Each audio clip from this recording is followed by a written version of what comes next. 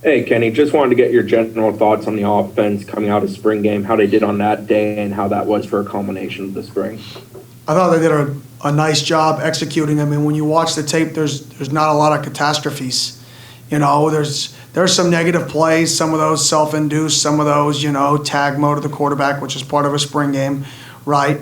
But most of the time, we gave ourselves a chance to be successful, especially with that first group. And that was something we didn't do a lot of the time last year. A lot of the time we had a lot of self-inflicted wounds. Scrimmage too, we had a lot of self-inflicted wounds. So I was happy. We had no bad snaps, limited penalties. We definitely increased our ability to process and make decisions. I mean, we put our guys in situations where we made a game day adjustment within the scrimmage with how we were going to do something to make them have to apply it, and they did it really well. So I was pleased with how they performed as a whole, and I thought we got a lot better this spring.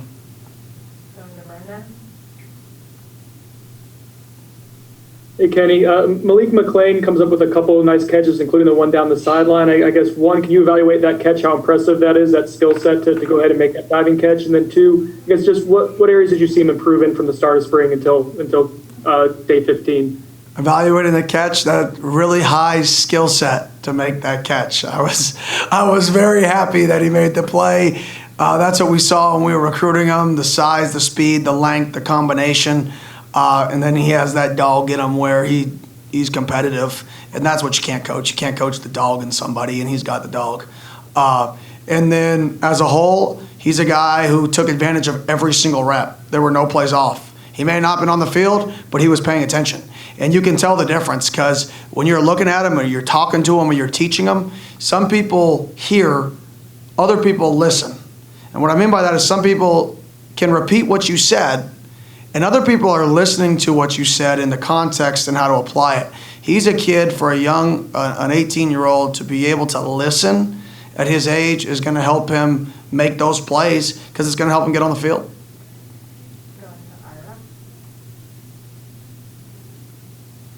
Coach, first off, can you confirm that Jeff Cameron will never be invited back to call plays again? I cannot. That is above my pay grade, but I hope he never is. Just kidding. Seriously. Obviously, McKenzie, there's so much, I guess, thrown on him, learning a new offense, coming back from the layoff.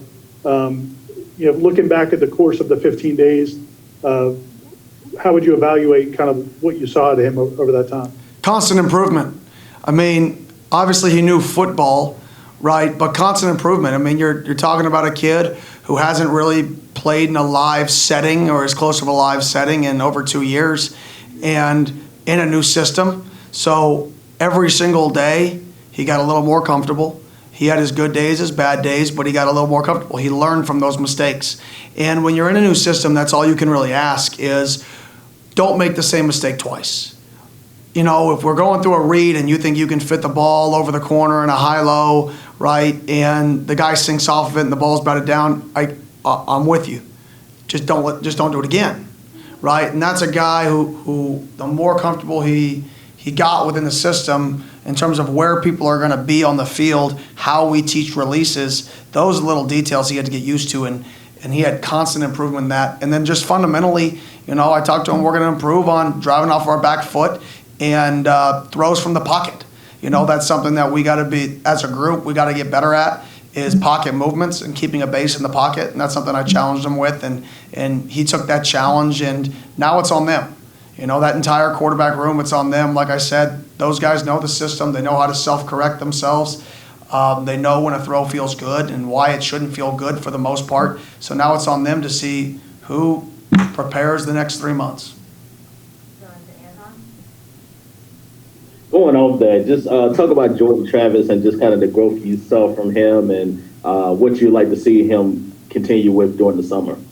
The growth in him is, can't put it in words. I mean, I could try to describe it, but I can't put it in words. Not just as a football player, but as a person, as a leader, as everything about him. I couldn't describe. There's not a word that would do it justice, the growth he's made. And like I talked to him yesterday, is he's raised his standard of of just living in every aspect of his life, right? And he's raised the standard of what a work ethic is on the field. And there were still days where you would see his work ethic and then he would just give a little bit more. And that was the challenge with him is, okay, you've raised the baseline. You practiced good every day. You may not have made the right read sometimes, but you practiced well every single day. Some days you practiced better and you gave a little bit more. Now that's the next step. We've created the baseline of good. You show that you can be great. Now let's be consistently the next step. And for him, just getting more consistent with his feet have gotten a lot better than they were, right? And there's still more room to grow, And for him, once again, similar to McKenzie, he's a guy who's starting to feel what it's supposed to feel like. Starting to feel when he's late to throw, starting to feel when he's early, starting to feel when his feet are underneath him, starting to say, hey, coach, can I tweak this drop because I feel like I'm late to this throw, right? That's what we want, and that's to the point where he's getting. So I can't describe enough how proud I am of that kid. Coach, this is the playmakers offense, and we saw Saturday that there's depth on depth when it comes to the running backs, to the wide receivers, to the running backs / wide receivers. Like, everything is there. How do you look to emphasize that moving forward this season? I think that's where tempo comes into play. You know, when you can keep people fresh, you can play faster, right? And that can be our advantage. And we talk about it all the time.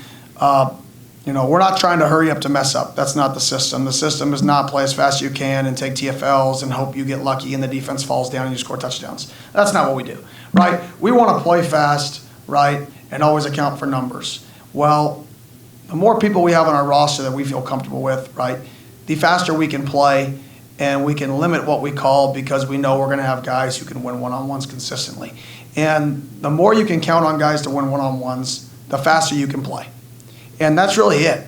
If you can count on a guy to win a one-on-one versus a boundary corner 7 out of 10 times, you can play fast. If you can't, you can't. And because the game comes down to one-on-ones. Either you're going to dictate it as a player, or we're going to have to dictate it more as a coach by slowing the tempo down. You want to add one?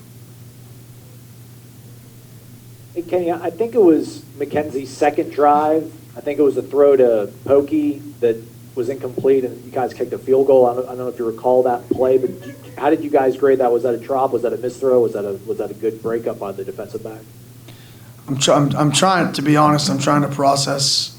Yeah, I'm sorry. I am not Sean McVay, so I cannot recall the 1970 Super Bowl. The second drive, what kind of... I'll ask, how about the running game? Do you think you guys were able to get a good read on? We keep talking about the quarterback play, but obviously the run game is really important to you guys. Were you able to get a good read of what you have there throughout the spring? Yeah, I thought we did a nice job. I think we had some injuries, which allowed us to get a lot of guys in different spots. You know, somebody I was really pleased with. I mean, Darius did a nice job all spring. Mo did a nice job. Bavion coming back mid-spring and playing a little bit of guard for us. Lloyd coming in and playing some tackle with the ones. I mean, I think our running game is going to be improved. But like I said about every position on the field, we should be improved. We've got everybody back. There's no excuse to not get better at this point, right? And then how much better is up to the work ethic. And I think that group, led by Coach Atkins, has done a phenomenal job. And I feel good about where we're going to be. And I do recall that play now. Sorry, while I was answering that question, I was thinking about that. And that was kind of both. It was kind of a detail on both of those guys, you know, with the release angle combined with the ball. They just weren't completely on the same page. And that comes with practice, you know, and I actually talked to our team about that yesterday. Is at this point in the year, we know why things don't work. You know, last year at this point, we were trying to learn what I run on whatever play call we call. This time, we know we're starting to understand the detail of why something doesn't work, right? So those are the things that can be fixed on their own, right? And those are the things that they can go out there and work on the next 3 months when we can't be around because they understand why it wasn't complete.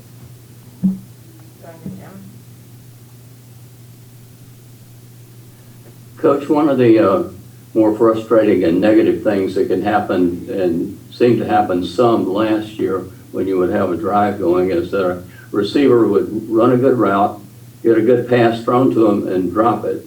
Are you seeing improvement this spring in the catching the passes, and how do you work on that? I did, and those wideouts did a good job this offseason. They were catching. They had partners. They decided to pair up and start catching 100 balls a day with each other, and hold each other accountable to catch it. And I think that did show up. But that was 2 months before spring ball. Then when you get in spring ball, I mean, they catch as many balls as we possibly could throw to them. And then they get on the jugs after practice. So they definitely made it a point of emphasis to try to get better in that category, right? But going back to, like I'm going to continue to say, it's all about what they're going to do next, right? They're at a certain point, right? Some people are going to continue to get better these next 3 months, right? Some people are going to stay the same, right? They need to push themselves, right, on their own to be the very best they can be these next 3 months.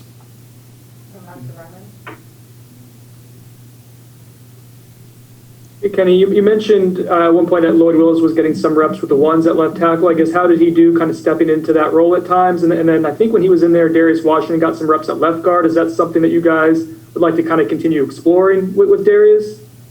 I think Darius is just a versatile player, and he's intelligent. So when you have, I mean, that's what you want. When you're versatile and intelligent, we can move you all over the place, and it allows you to get your best 5 on the field when you have guys like Darius that can play both spots, right? Because if your next best guy is a tackle, Darius can move to guard. If your next best guy is a guard, Darius can stay a tackle. So I think the versatility that Darius provides us, I mean, is vital. Very similar to a Devontae Taylor, right? The versatility he creates allows us to try to get our best 5 on the field.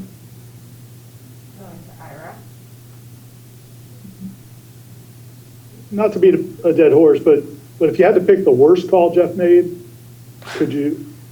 Sorry.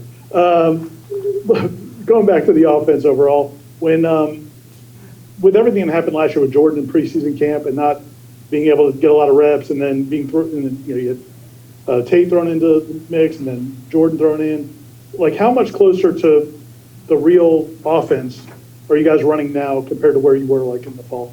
Oh, significantly closer.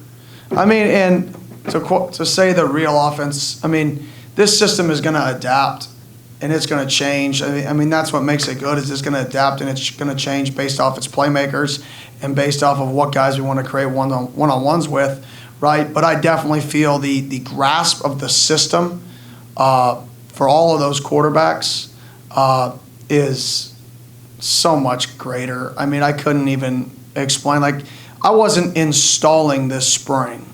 I was teaching football. And that's, in my opinion, where you make your greatest growth is, I can video install and teach something, and you could go and watch it and understand what the reads are, and you could repeat it to me, right? What separates people is when they start to understand the why.